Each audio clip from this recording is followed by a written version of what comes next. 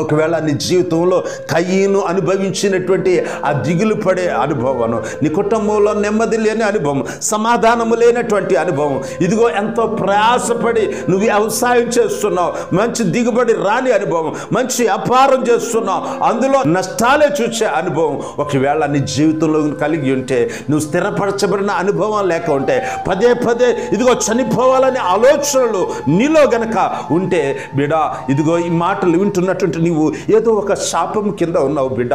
చేసినటువంటి నీ కుటుంబం వారు కానీ నీ తల్లిదండ్రులు కానీ ఒకవేళ ఎట్టి అపరాధములు ఎటు దోషములు ఒకసారి చేసి ఉన్నారో అటు వాటిని ఒకసారి మీరు జ్ఞాపకం చేసుకోండి.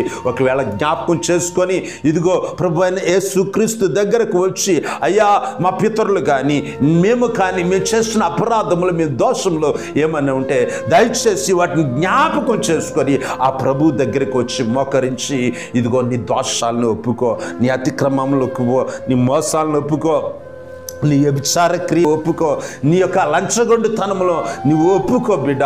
వాటిని గనక నువ్వు ఒప్పుకొని గనక వాటిని విడిచిపెట్టినట్లయితే దేవుడు నీ పాపములకు ప్రాయశ్చిత్తమును కలిగి చేస్తాడు. నీ దోషములకు ఆయన ఇదిగో ప్రాయశ్చిత్తము చేసి నీవు నిర్దోషునిగా ఆయన తీర్చిదిద్దేటటువంటి దేవుడు. నీ దోష శిక్షణ అంతా నీ కొట్టేస్తాడు ఆయన.